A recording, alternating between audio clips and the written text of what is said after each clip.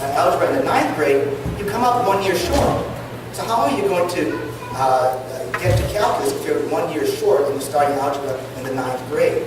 Well, one of the suggestions made by supporters of Common Core is that you double up on classes in one of those years. Right? You might take geometry and algebra 2 during the same year, or algebra and geometry, or what, you know what I mean?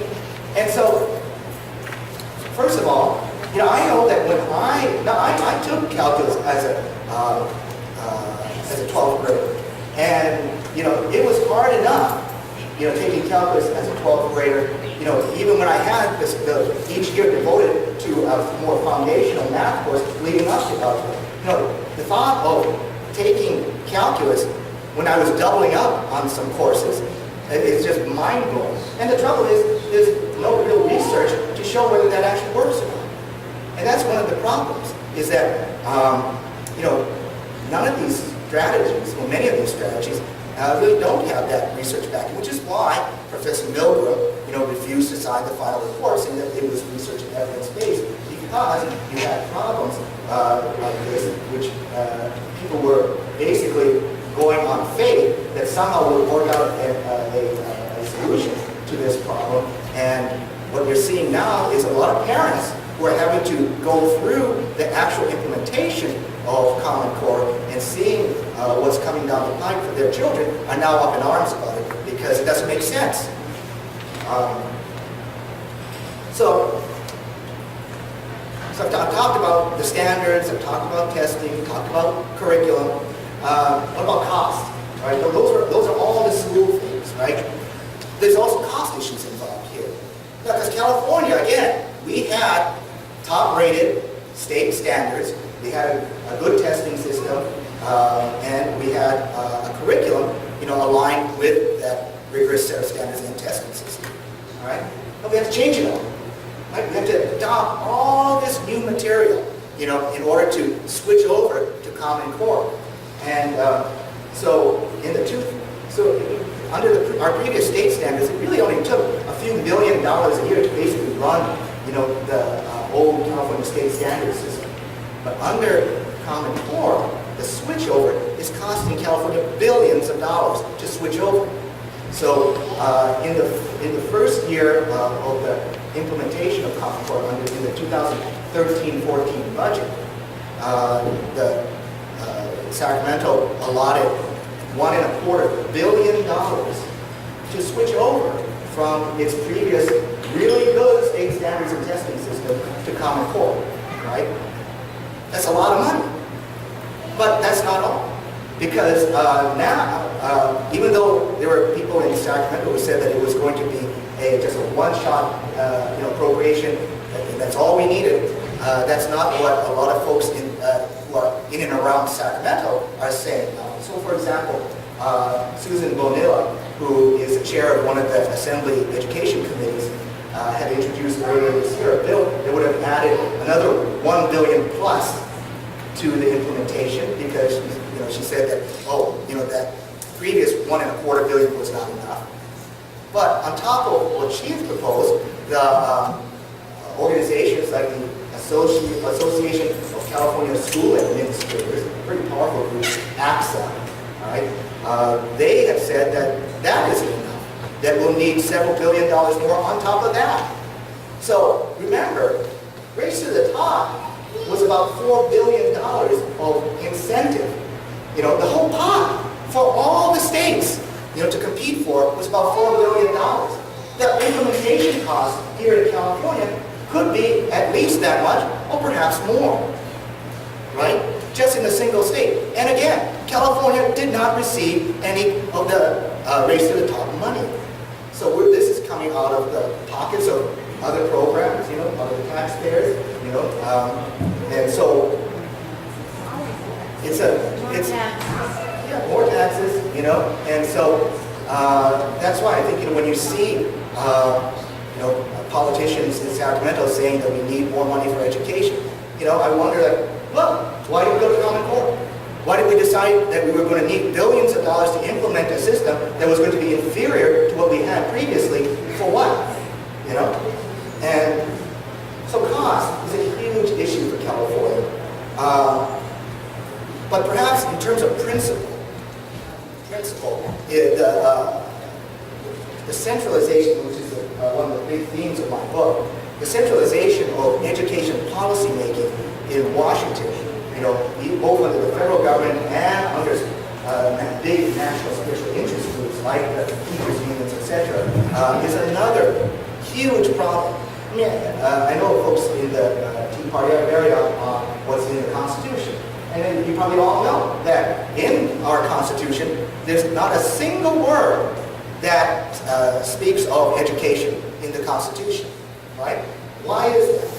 Well, that's because the framers of the Constitution knew that education was best handled not from Washington, but by the states and locals, because that's where the people could best control what goes on in the classrooms where their kids are, right? And so therefore, what is not mentioned in the Constitution then falls back to the states under the 10th Amendment, right? And so education as a policy-making area up till World War II was very largely a state and local endeavor. It was only after World War II, because of the Cold War, Lyndon Johnson's Great Society program, and various other things that came down, Jimmy Carter's creation of the U.S. Department of Education, at the behest of the National Teachers Unions, that all started to create this centralization of decision-making in Washington and the denigrating of decision-making in the states and locals. And that's the problem, is that once you have policy-making, decision-making that is centralized in Washington, it becomes nearly impossible for any of you to have any impact on individual decisions or individual policies related to Common Core and what goes on in the classroom. Now, Indiana, for example, see, she knows. See, that's what I agree. Anyway, in Indiana, which was the first state to actually dump Common Core, and there have been several states, Indiana, Oklahoma, South Carolina, they all dumped Common Core, and several other states had dumped at least the testing part of Common Core. But the reason why Indiana eventually dumped Common Core was because parents in Indiana started to have real problems about the curriculum that aligned with Common Core that was starting to be implemented in their kids' schools. And when they went to their principals and said that, hey, we're having real problems with the way, our children are coming home with these problems that we can't even understand, we can't even help them with, we can't, even tell whether they're doing right or wrong answers anymore. The principals said, well, let's meet with the publishers. And so the publishers would come in, mostly Pearson, they would come in and they'd get presentations from the publishers, and then when the parents were still not satisfied, the principals would say, well, I'm sorry now, my hands are tied. So it was basically just a dog and pony show to hopefully get the parents off the principal's backs. But it turns out that the parents were not going to take all of that, just lying down and take no for an answer. They all organized. There was a terrific organization called Hoosiers Against Common Core, and this grassroots movement rose up amongst grassroots parents and basically overthrew the pro-Common Core establishment in Indiana. And so, let me tell you, so that, that's all a lot of 30,000 foot level stuff on Common Core. But I want to talk just a few minutes though about what's actually going on now in the classrooms here in California. All right? So, even Bill Gates, I mean, as many of you know, is like the huge funder of all the efforts in favor of Common Core. Wherever you see pro-Common Core stuff out there, you will often see Gates money behind it. But Bill Gates has admitted that identifying common standards is not enough. When the tests are aligned to common standards, the curriculum will line up as well. So again, even somebody like Bill Gates, is not saying that it's just standards, it's the curriculum. So what does Common Core curriculum that a lot of your kids are going to have to deal with look like? Let me just choose one Common Core curriculum. There's a curriculum called Core Connections that some of your kids may now have to be dealing with. Core Connections is based in great part on this pedagogical idea of cooperative learning. Right? The curriculum states, in speaking to the kid, like the student, you will cooperate with other students as members of a study team. Being part of a team means speaking up and interacting with other people. You will explain your ideas, listen to what others have to say, and ask questions if there is something you are not understanding. In this course, a single problem can often be solved several ways. You will see problems in different ways than your teammates do. Each of you has something to contribute while you work on the lesson. All right? Well, what if somebody has a totally wrong way of doing it? How does that help you? Okay. Well, they didn't answer that question. But progressive liberal educators have touted Common Core as promoting higher order critical thinking. Those are buzzwords you hear a lot. Higher order critical thinking, not just rote memorization and repeating back, answers that are automatic. Right? Now you're going to, kids are somehow going to learn in a deeper way and therefore understand things at a deeper level. So remember, when I mentioned the organization Achieve that was involved in the writing of Common Core, right? They put out a report, co-sponsored report last year in 2013, and what they said was, they said that there were going to be these school-wide changes that were going to result because of Common Core. And what was one of those changes? Well, one of them was going to be that students would be expected to collaborate and engage in meaningful, productive classroom discussions. And as an action step, the report said that schools will need to construct a plan to teach collaborative skills to students school-wide. And so the report goes on to say that Common Core expects that instead of knowing the answer, students must now be able to create the answer, make claims, and produce evidence from text to support their claims. This change requires a different style of instruction than what many have come to call sit and get, right?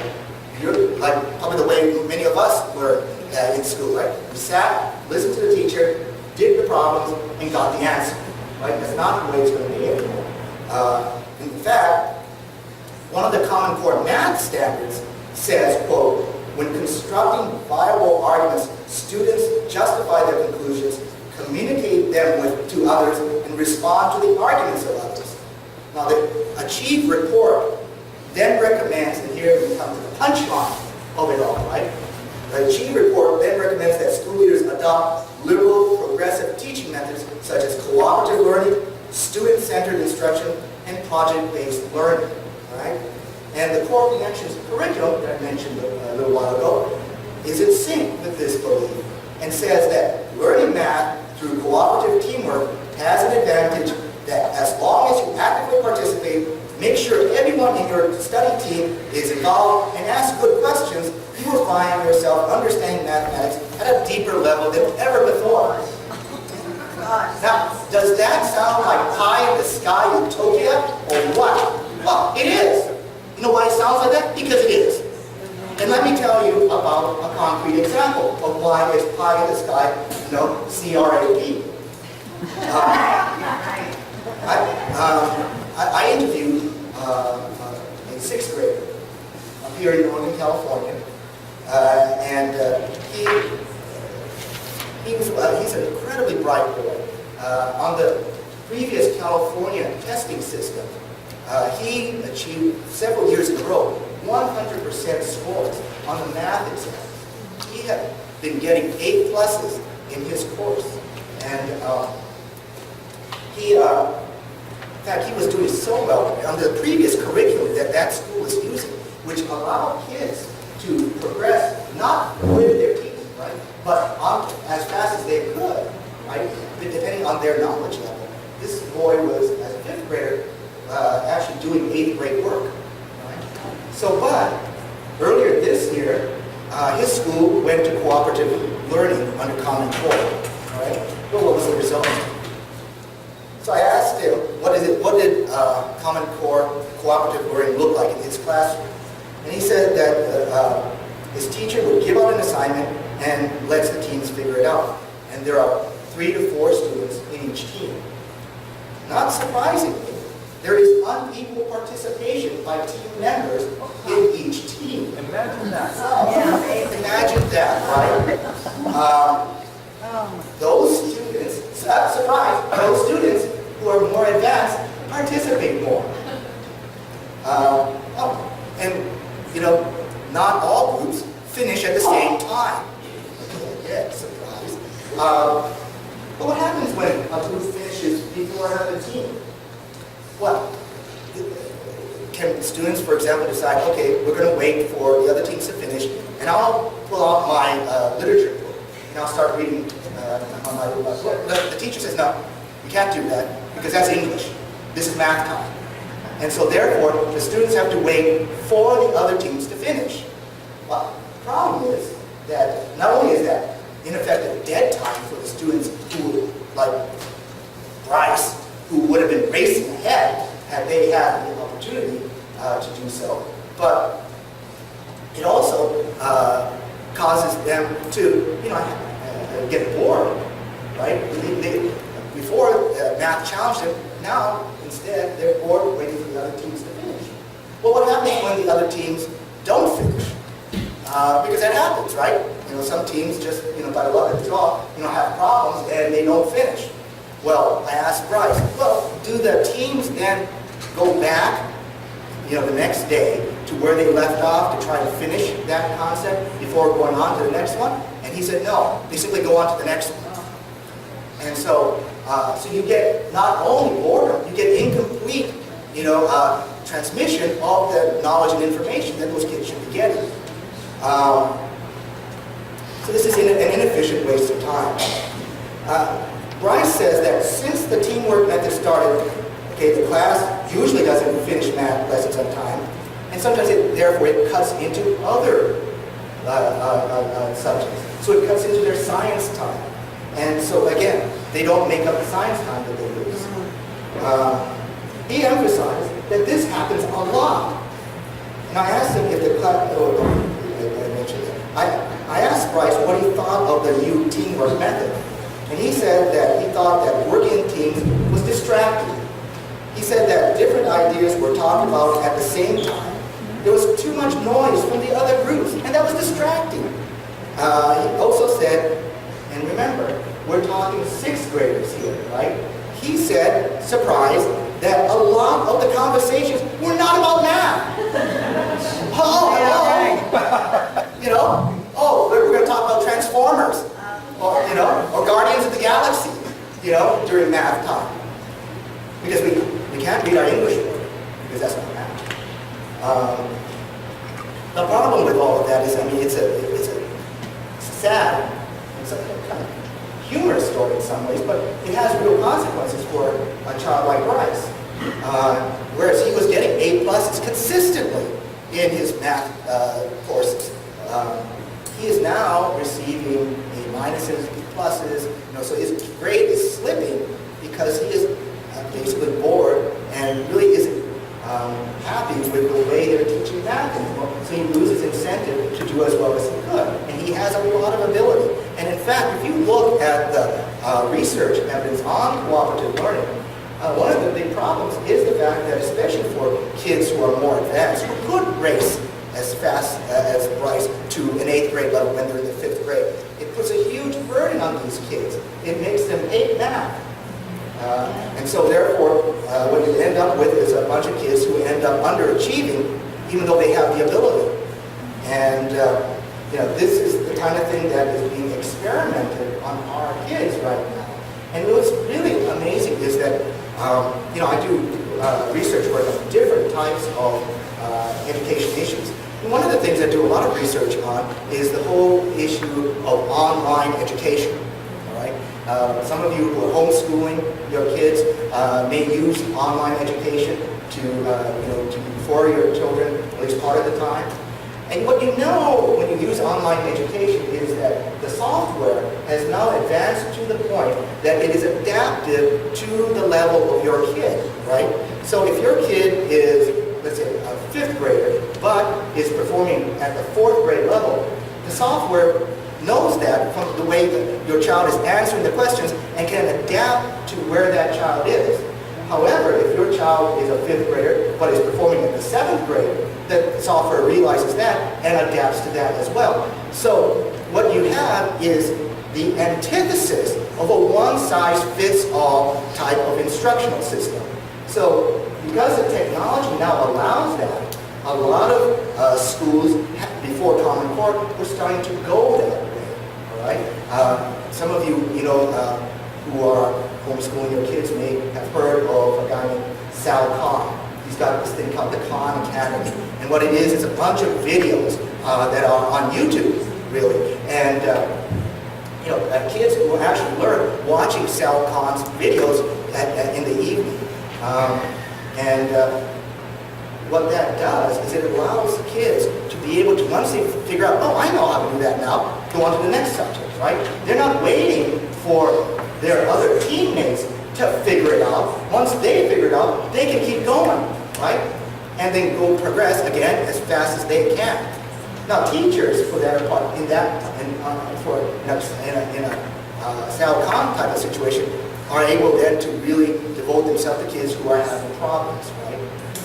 As opposed to in cooperative learning, where basically they're just facilitators trying to keep all the kids, going in the same direction, right?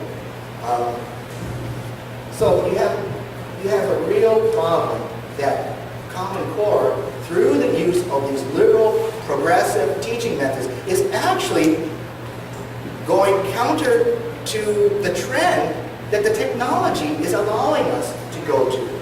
And so when Sal Khan, for example, I wrote a study for the Pacific Research Institute on Sal Khan's work.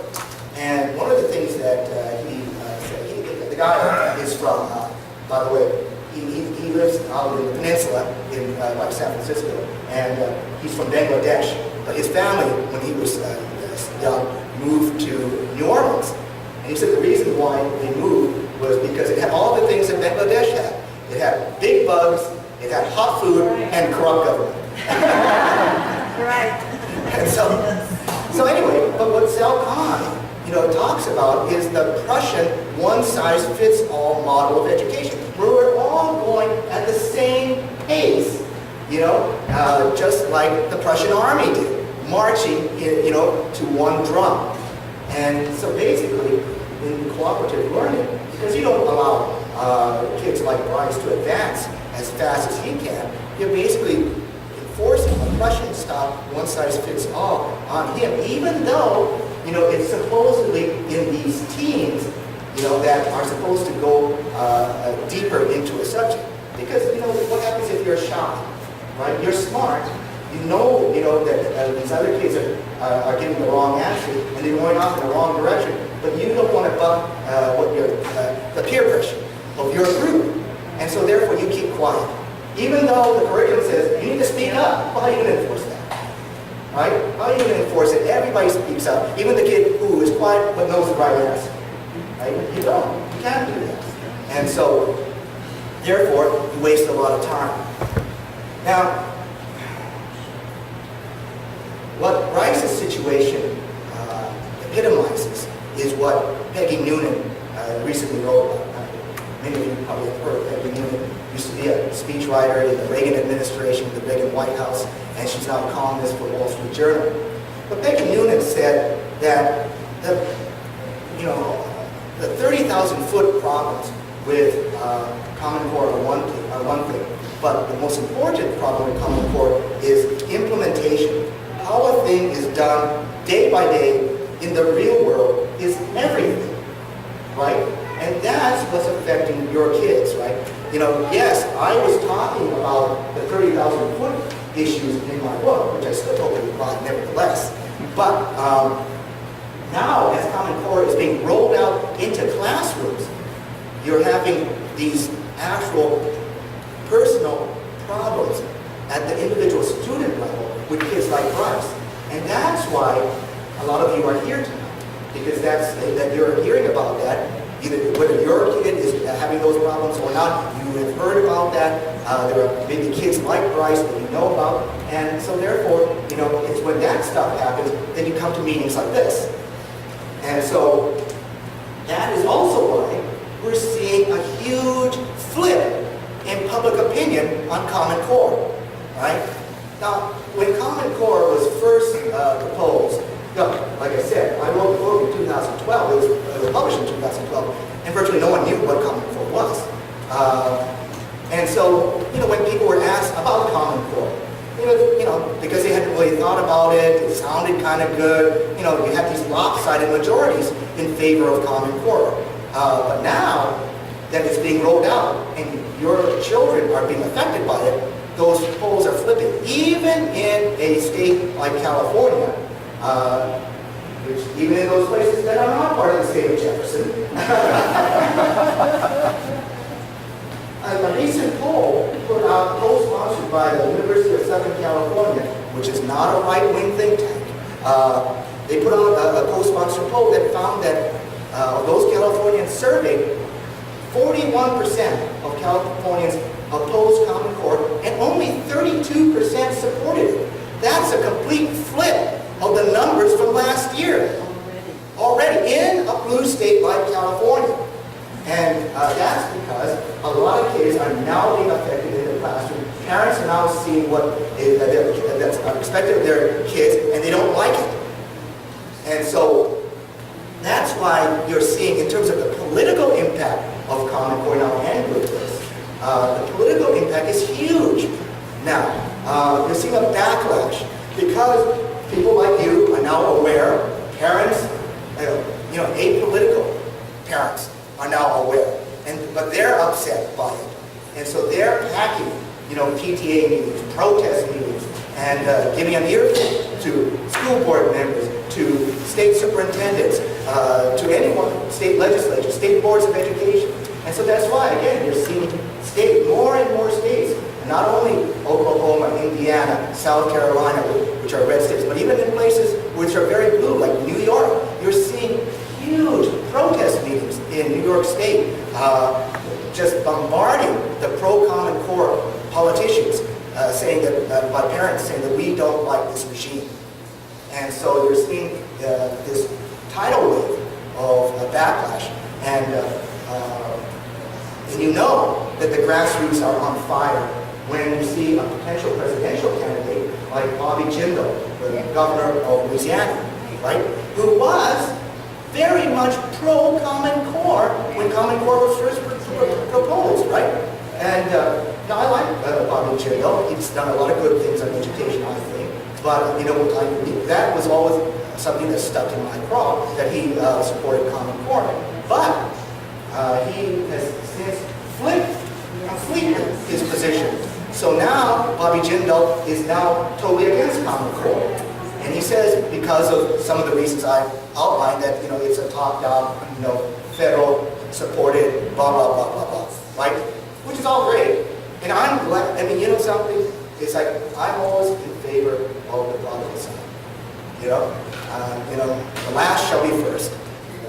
And so, but I do think that what that also tells you is that the base, especially of the Republican Party, but also in the Democratic Party and amongst independents, that grassroots in this country have finally latched on to Common Core, and now it is one of the front burner issues that is going to decide a lot of elections. Certainly, I think in one of the Republican primaries in 2016, and so. That's why I think folks like Jeb Bush, who has been a huge pro-Common Core supporter for many years from its inception, and has labeled, unfortunately, Common Core opponents as conspiracy theorists.